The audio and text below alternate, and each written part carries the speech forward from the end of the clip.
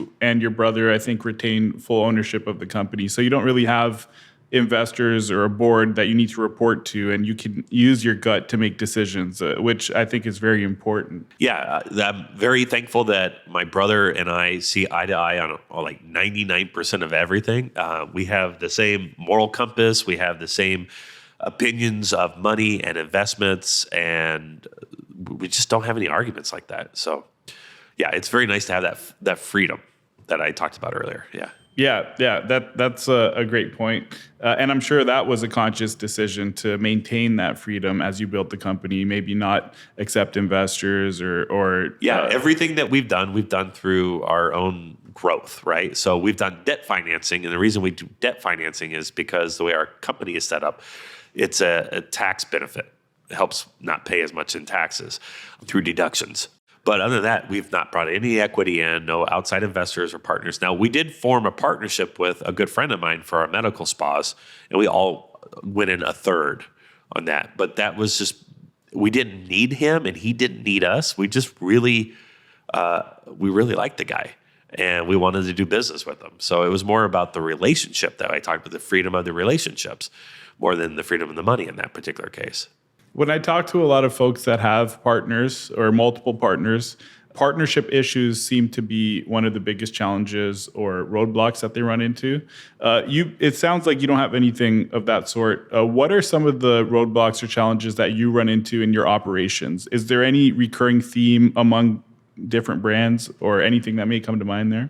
You could always be a better employer of choice, and that's such a broad term, but it's, I really would like more of my team members to feel more supported. Okay.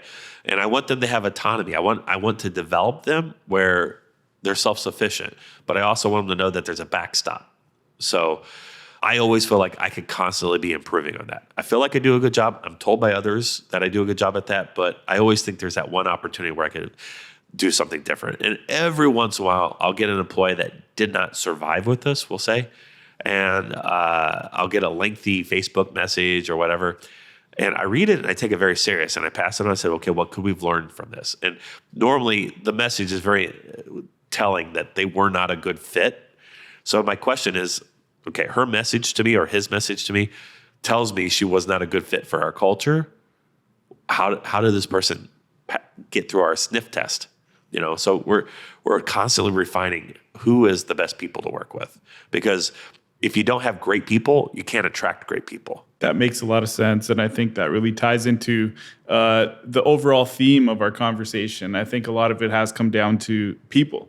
You have great people, a great culture that allows you to have freedom, that allows you to grow your company, that allows your customers to have a great experience. My personal belief is if you want to do something fast, you got to do it by yourself. Okay, committees will just kill everything.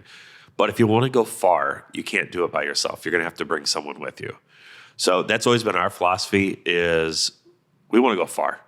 And we're going to have to bring as many people and develop as many people with us to make that happen.